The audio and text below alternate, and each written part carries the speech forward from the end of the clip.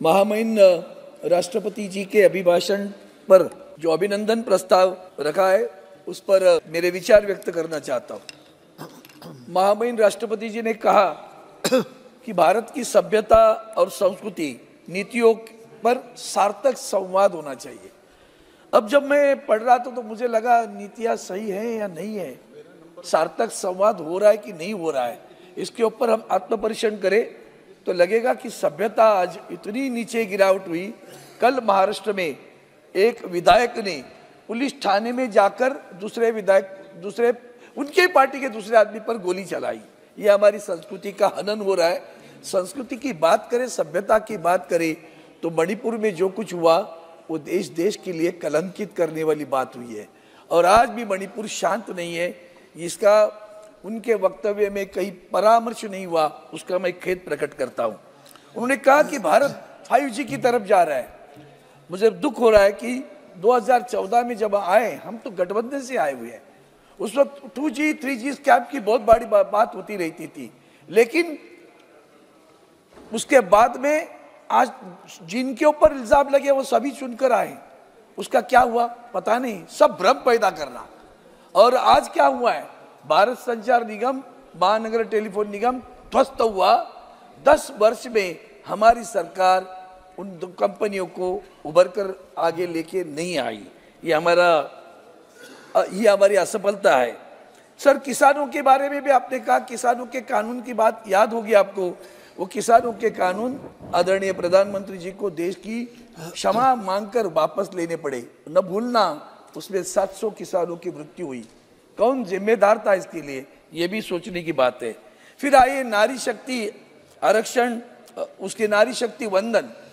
उन्होंने कहा कि मैं पहली बार संबोधित कर रहा हूं, वही नारी शक्ति का वंदन सोच लो कि पहली बार क्यों आना पड़ा, उसके पहले क्यों ना आने, किसने रोका था, ये भी तो आपको सोचना पड़ेगा। सर, खिलाड़ियों के जो अपमान हुए वो भी भूलना नहीं है, नारी शक्ति, और मणिपुर भी भूलना नहीं है। अब उन्होंने उसके बाद में कहा कि राम मंदिर के निर्माण, बहुत खुश हूं सर, बहुत खुश हूं, क्योंकि वंदनीय हिंदू हृदय सम्राट शिवसेना प्रमुख बाला साहेब ठाकरे, उन्होंने इस राम मंदिर के लिए बहुत बड़ा आंदोलन छेड़ा, आग्रह किया। माननीय भारत रत्न आदरणीय लाल कृष्ण आडवाणी जी ने रथ यात्रा निकाली थी 1990 में। ये सारी चीजों को ध्यान रखते हुए जब 1992 में ढांचा गिरा ना, तब ये जो आज सभी लोग श्री राम करके जो घूम रहे हैं ना, सब भाग गए थे। उस वक्त एक ही शख्स था इस देश में कि ढांचा गिरने के बाद सभी ने कहा ये तुम्हारे लोगों ने गिरा, तुम्हारे, तो बोले नहीं हमने नहीं। मेरे पास तो आदरणीय अटल बिहारी जी की क्लिप है, उन्होंने तो उसका दुख व्यक्त किया था। आज ढांचा न गिरता तो राम मंदिर नहीं खड़ा होता, ये भी नहीं भूलना है। और कार सेवकों की कुर्बानी न होती तो भी राम मंदिर नहीं खड़ा होता। वंदनीय बाला साहब ने कहा अगर ये मेरे शिव सैनिकों ने गिराया होगा तो मुझे उस पर गर्व है। ये कहने वाला एक ही हिंदू हृदय सम्राट था, शिवसेना प्रमुख बाला साहब ठाकरे। इसलिए राम मंदिर के निर्माण में हमें बहुत हर्ष है, बहुत आनंद है। वो होना चाहिए था, वो हो गया। इसलिए इतना ही कहूँगा, ये जो कुर्बानी है ना, ये मेरे राम भक्तों, वतन के राम भक्तों, जरा आँख में भर लो पानी। मंदिर के लिए जो शहीद हुए उनकी याद करो कुर्बानी, वो न भूलना। वो हम लोग भूल रहे, किसी एक शख्स ने किया, किसी नहीं, जो कभी वहां गए नहीं थे, वो आज बोल रहे हम कर रहे हैं। वो इतना ही मुझे याद करके देना था।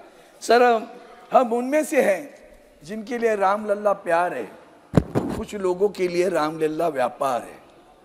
हम उनमें से हैं जिनके लिए राम लल्ला प्यार है, कुछ लोगों के लिए राम व्यापार है। हमारे लिए प्रभु राम नीति है, कुछ लोगों के लिए राजनीति है। हमारे लिए राम मर्यादा पुरुषोत्तम है, कुछ लोगों के लिए प्रभु राम प्रचार उत्तम है, प्रचार के लिए यूज होता है। उसके आगे उन्होंने कहा 25 करोड़ लोग गरीबी से बाहर आए, 80 करोड़ लोगों को मुफ्त अनाज दिया जाता है। ये दोनों जो प्रावधान, दोनों जो उनके विचार है, देखिए क्या चीज है। 130 करोड़ की आबादी, 80 करोड़ मुफ्त अनाज दे रहे, हम उनको गरीबी से ऊपर नहीं ला पाए। अब ये 80 और 25 पकड़ो तो 105 करोड़ गए, बाकी क्या कर रहे हैं?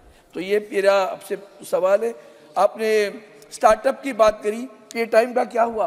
पे टाइम की बैंक आज उसके ऊपर बंदी लगाई है रिजर्व बैंक ने। Ease of doing business, GST में सब कॉन्ट्रैक्टर का एक क्लॉज है, मैं कल वो उसमें बोलने वाला था लेकिन आज बोल देता हूँ कि भाई सब कॉन्ट्रैक्टर के क्लॉज पे उसको बहुत तकलीफ हो रही है, वो उसको जीएसटी भरने के बाद भी उसको जुर्माना भरना पड़ रहा है। एनसीएलटी के कारोबार पर ध्यान देना पड़ेगा। महोदय, आज बेरोजगारी इतनी बड़ी, आपने तो देखा जेट एयर बंद हुआ, किंगफिशर बंद हुआ, गो एयर बंद हुआ।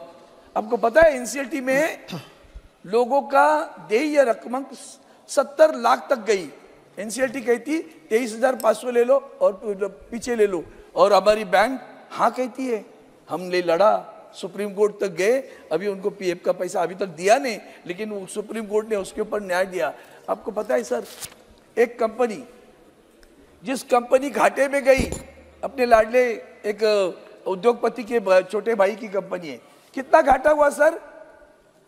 46,500 करोड़, 46,500 करोड़ का घाटा। कंपनी गई एनसीएलटी में लिक्विडेशन के बाद। एनसीएलटी ने क्या कहा? यह कंपनी हम बेच देंगे 4,500 करोड़ में। 46,500 करोड़ कर्जा है, एनसीएलटी करती है 4,500 करोड़। बैंक हाँ कहती है, बैंक हाँ कहती है, 4,500 बड़े भाई खरीद लेते हैं। अब सोच लो कहाँ जा रहे हैं। यही तो दुर्भाग्य है, क्योंकि छोटे बच्चों को पता नहीं चलता, गरीब लोगों को मालूम है। Centre for monitoring Indian economy ने बेरोजगारी का 7% से 10%, 10.8% बेरोजगारी बढ़ी। ग्रामीण में भी 6.2% से 10% बेरोजगारी बढ़ी। और हमने कानून लाए लेबर के लिए, रोजगारों के लिए, उसमें ना तो सामाजिक सुरक्षा ना तो कानूनन सुरक्षा है। सभापति महोदय, उन्होंने कहा बंदरगाह के विकास की बात की। मुंबई बंदरगाह 10 बरस, आदरणीय गडकरी साहब ने एक बड़ा अच्छा प्रोजेक्ट बनाया था, विकसित करने का बनाया था। विकसित बनाना चाहते हो ना, विकसित भारत, विकसित भारत। 10 बरस में बंदरगाह के लिए आपने कुछ नहीं किया। मुंबई बंदरगाह के लिए सारा जितने भी उद्योग आए, वो ड्रग पार्क हो, बल्क ड्रग पार्क हो, डिवाइस हो, मेडिकल डिवाइस, सब गुजरात में चले गए।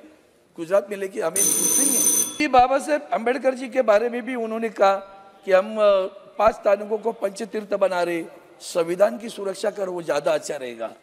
ज्येष्ठ नागरिकों के सारे जी जो फैसिलिटीज थे सभी बंद कर दिए। भारतीय जन औषधि परियोजना, भारतीय बी, जन औषधि का जे, परियोजना का पी, टैबलेट पे भी बीजेपी। ये तुम्हारा प्रचार, इतने नीचे गिरावट होगी आपकी, वो भी बोल्ड बोला, अलग अलग अक्षर में, अलग कलर में। ये भी तो आप लोग कर रहे हो, इतना ध्यान में रखना। सर सभापति महोदय, भी इतना ही कहूंगा, मंदिर का निर्माण तो मैंने अभी कहा ही है, उसके लिए मैं ज्यादा बात नहीं करूँ। आपको अगर मुझे समय नहीं दे रहे तो मैं 1 मिनट में अपनी बात खत्म कर देता हूँ।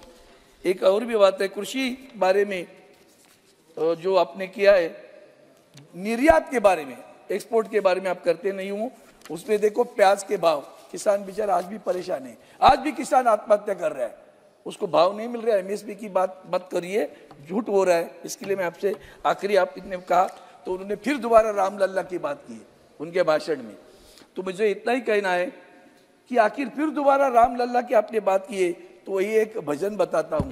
हे रामचंद्र कहे गए सिया से, ऐसा कलियुग आएगा, हंस चुभेगा दाना दुनका, कौवा मोती खाएगा। और इसलिए मैं यही अपेक्षा करता हूँ राम मंदिर से, राम राज्य की कल्पना करो, राम राज्य आना चाहिए। अगर राम राज्य आया तो आदरणीय मोदी जी से को सबको, सब लोग के सर पे चढ़ेंगे, लेकिन राम राज्य नहीं चल रहा है, ईडी सीबीआई बीबीआई का राज्य चल रहा है। इसके लिए मैं इतना ही कहता हूँ, देखो वो दीवानो, तुम ये काम ना करो, राम का नाम बदनाम न करो। जय हिंद। बहुत बहुत धन्यवाद।